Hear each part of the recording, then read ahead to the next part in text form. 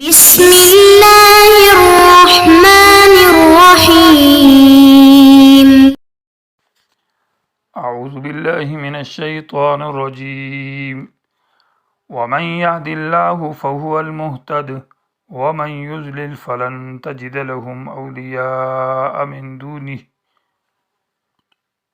ونحشرهم يوم القيامة على وجوههم عميا وبكما وصما مأواهم جهنم كلما خبت زدناهم سعيرا۔ عزیز طلبہ کرام، سبق نمبر 173، سورۃ اسراء بنی اسرائیل، آیت نمبر 97۔ اس آیت کے اندر شروع میں ترغیب ہے کہ جس کے اندر طلب اور انابت اللہ اس کو ہدایت دیتا ہے، اور جس کے اندر طلب اور انابت نہ ہو بلکہ ضد ہٹ درمی ہو، اللہ اس کو گمراہ کرتا ہے، اور پھر اللہ کے سوا اس کے لیے کوئی اور مددگار نہیں ہے۔ اور آخر میں تخفیف ہے کہ اللہ ایسے گمراہوں کو قیامت کے دن الٹے پاؤں یعنی چہرے کے بل اندھے اور بہرے کر کے اٹھائے گا، اور یہ جہنم کی دیکھتی ہوئی آگ میں جل جائیں گے۔ اور اس سزا کی وجہ یہ ہے کہ انہوں نے تو اللہ کی آیات سے انکار کیا کہ اللہ کا رسول سچا رسول ہے، جیسے ماقبل آیات کے اندر ذکر ہوا، اور رسول کا معجزہ جو قرآن ہے وہ سچی کتاب ہے، تو سچے رسول سے انہوں نے انکار کیا اور قرآن سے انکار کیا، اور اسی طرح اسی رسول نے اور اس کتاب میں مسئلہ حق جو قیامت کا مسئلہ ہے اس کو بیان کیا، اس مسئلہ قیامت سے بھی انہوں نے انکار کیا، تو اس وجہ سے ان کو جہنم کی سخت ترین سزا ملے گی۔ اور وہ شخص کہ اللہ ہدایت دے دے اس کو، فہو المہتد، تو وہ راستہ پانے والا ہے۔ جس کو اللہ راہ دکھاتا ہے تو وہ راستہ پا لیتا ہے۔ محتدی اصل میں محتدی تھا، یا جو ہے یہ گر گئی ہے، کیونکہ ومن یہد اللہ یہ شرط ہے، فهو المہتدی یہ جزا ہے، اور جزا مجزوم ہوتی ہے اور جزم بحذف الیا ہے۔ یہ فهو المہتد ومن یہد اللہ یہ ہو ضمیر راجع ہے بس لفظ من کی طرف۔ لفظ من اگرچہ معنی کے اعتبار سے جمع ہے، لیکن چونکہ لفظاً وہ مفرد ہے، اس لیے وہ ضمیر اس کی طرف مفرد لوٹ رہی ہے۔ ومن یہد اللہ معنی جس کو اللہ تعالیٰ ہدایت دیتا ہے، راستہ دکھاتا ہے، تو فهو المہتدی وہ راستہ پانے والا ہے، اور اللہ اس کو رہنمائی کرتا ہے جس کے اندر طلب ہو، عاجزی ہو، اور جو اللہ کی ہدایت کے پیچھے چلے۔ ومن یضلل جس کو اللہ گمراہ کر دیتا ہے، اور اس کے ہٹ درمی اور ضد کی وجہ سے، عدم طلبی کی وجہ سے، فلن تجد لہم تو نہیں پائے گا اے پیغمبر، لہم ان کے لیے، اولیاء مانا مددگار یا دوست، من دونہی اللہ کے سوا، ان کے لیے پھر کوئی مددگار نہیں ہے جو ان کو راہ راست پر لائے۔ لہم ضمیر من کی طرف لوٹ رہی ہے کیونکہ وہ باعتبار معنی کے جمع ہے۔ وَنَحْشُرُهُمْ پھر یہ لوگ جن کو اللہ گمراہ کر دیتا ہے، یہ گمراہ لوگ اللہ ان کے بارے میں کہتا ہے ہم ان کو جمع کریں گے، اکٹھا کریں گے، یوم القیامت قیامت کے دن، علی وجوہہم یہ جار مجرور متعلق ہے ماشینہ کے ساتھ، ماشینہ اس حال میں کہ یہ چلیں گے، علی وجوہہم اپنے چہروں کے بل، عمین اندھے، وبکمن اور گونگے، وصمن اور بہرے۔ یہ عمین حال بنتا ہے علی وجوہہم سے، ان کے چہرے، یم ماشینہ کی یہ چلیں گے، علی وجوہہم اپنے چہروں کے بل، اور ماشینہ کے اندر یا یمشونہ کے اندر جو ضمیر ہے اس سے یہ عمین حال بنتا ہے۔ بکمن بھی وہی حال ہے اور سمن بھی حال ہے، اور یہ جمع کے صیغے ہیں۔ حدیث میں آتا ہے کہ حضرت عائشہ رضی اللہ تعالی عنہا نے رسول اللہ صلی اللہ علیہ وسلم سے پوچھا کہ یا رسول اللہ یہ الٹے کیسے چلیں گے؟ کہ مطلب یہ ہے کہ پاؤں ان کے اوپر آسمان کی طرف ہوگی اور زمین نیچے، سر جو ہے نا زمین کے اوپر ہوگا، تو یہ چلیں گے کس طرح؟ تو آپ صلی اللہ علیہ وسلم نے فرمایا کہ اے عائشہ، جو ذات قادر ہے پاؤں پر چلانا، کہ وہ پاؤں پر چلا سکتا ہے، تو وہ ذات قادر ہے کہ الٹے پاؤں پر بھی چلا سکتا ہے، یعنی مطلب یہ ہے کہ چہرے کے بل پر بھی وہ چلا سکتا ہے۔ یا کسی اور صحابی نے پوچھا، ماواہم جہنم، ان کا ٹھکانہ جہنم ہوگی، دوزخ ہوگی، کلما خبت زدناہم جب بھی وہ آگ دھیمی پڑ جائے گی تو زدناہم ہم اس کو تیز کریں گے، سعیرن اس بطور سلگنے کے، یعنی وہ تیز ہوگی، آگ شعلے مارے گی۔ یہ معنی نہیں ہے کہ وہ آگ پہ بجھ جائے گی، بجھے نہیں، دھیمی نہیں پڑے گی، بلکہ کلما خبت فی زعمہم، ان کے خیال کے اندر وہ آگ دھیمی ہو گئی، کم ہو گئی۔ اصل میں وہ عذاب جو مقرر ہے وہ برقرار رہے گا،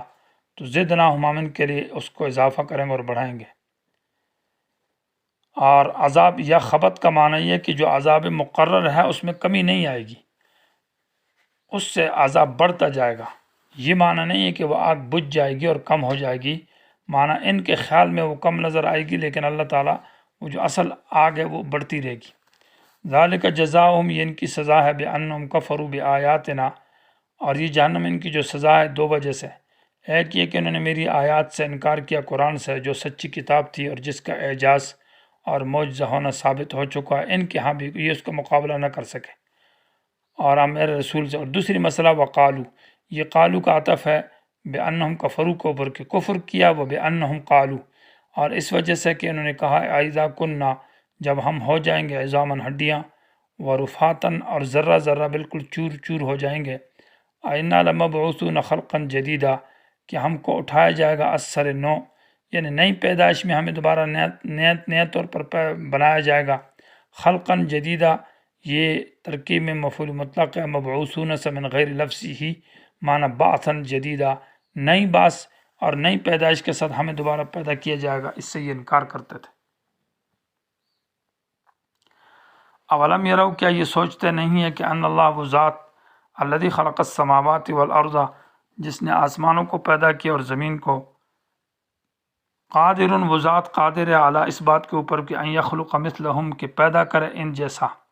مثلہم معنی ای عینہم، بالکل انہی کو، مثل کا لفظ عین کے معنی میں استعمال ہوتا ہے، ان یخلق مثلہم، کہ بالکل انہی کو دوبارہ اللہ پیدا کرے، وہ پیدا کر سکتا ہے، ان کا مثل بنا سکتا ہے، ان کو بنا سکتا ہے، تو جب مثل بنا سکتا ہے تو ان کو بھی بنا سکتا ہے۔ وجعل لہم، اور اللہ تعالیٰ نے مقرر کیا ان کے لیے اجلاً، ایک نیٹا، فنا کا یا ہلاکت کا، ایسا نیٹا لا ریب فیہ، جس کے آنے میں کوئی شک شبہ نہیں ہے۔ لا ریب فیہ ترکیب میں حال صفت بنتا ہے اجلاً سے، کہ اس نیٹے کے آنے میں کوئی شک شبہ نہیں ہے۔ فَأَبَى الظَّالِمُونَ إِلَّا كُفُورًا،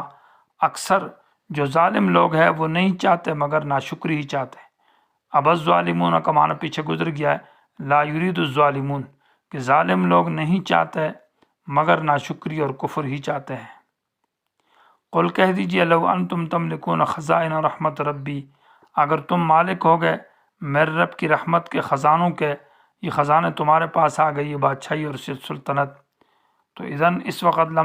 لامسک تم رک جاؤ گے، یعنی خزانہ خرچ کرنے سے، خشیت الانفاق، ختم ہو جانے کے ڈر سے، اور انسان تو بڑا تنگ دل ہے۔ یہ اصل میں قل لو انتم، یہ سوال کا جواب ہے کہ تجھے اللہ نے نبی کیوں بنایا، کسی اور کو نبی اللہ نہ بناتا، کسی مالدار آدمی کو، مکہ اور طائف کے اندر جو بڑے بڑے سرمایہ دار ہیں ان کو نبی بناتا۔ جواب یہ ہے کہ یہ تو رحمت کے خزانے اللہ کے قبضے میں ہے، علم کے خزانے اللہ کے پاس ہے، نبوت اللہ کے پاس ہے، دنیا کے خزانے اللہ کے پاس ہے، اللہ کی مرضی ہے جس کو نبی بنانا چاہتا ہے، تم کیوں سے ہو اعتراض کرنے والے؟ اور اگر یہ خزانوں کے مالک اور اختیار تمہیں دیا جائے تو تم تو اتنے کنجوس ہو کہ تم کسی کو مطلب یہ کہ ذرہ بھی نہ دو، اور تم تو غربت سے اور کنجوسی سے ڈر جاؤ اور چیز کو روک لو۔ قل کہہ دیجئے، لو انتم، اگر تم، اصل میں لو تملکون انتم ہے، یہ بعد میں تملکون، پہلے اس تملکون کی تفسیر ہے، ما عزمر عامل ہوا اعلیٰ شریعت تفسیر کے قبیلے سے۔ اگر تم مالک، کیونکہ لو جو ہے نا اسم پر داخل نہیں ہوتا بلکہ فعل پر داخل ہوتا ہے، یا لو انتم بمانا لو کنتم کے ہے، اگر تم تملکون، مالک ہو جاؤ، خزائن رحمت ربی، میرے رب کی رحمت کے خزانوں کے، تو اذن اس وقت لامسکتم، تم روک لو ان خزانوں کو، کسی کو کچھ بھی نہ دو۔ خشیت الانفاق، یا انفاق جو ہے نا یہ باب افعال سے ہے لیکن یہ لازمی معنی میں ہے، مراد اس سے ختم ہونا ہے، عدم مراد ہے، یہ متعدی معنی نہیں ہے، خرچ کرنا مراد نہیں ہے بلکہ ختم ہو جانے والا معنی مراد ہے۔ خشیت الانفاق، تم رک جاؤ، معنی ختم ہو جانے کے ڈر سے کہ یہ مال ختم ہو جائے گا اور ہم پھر کدھر سے کھائیں گے۔ وکان الانسان قتورا، اور انسان جو ہے نا قتورا معنی تنگ دل ہے، قطور یہ فعول کا وزن ہے، اس میں مبالغہ کا صیغہ ہے، اور قطر کہتے ہیں معنی کنجوسی کرنا، خرچہ نہ کرنا، کم کرنا، گویا کہ مراد تنگ دلی ہے،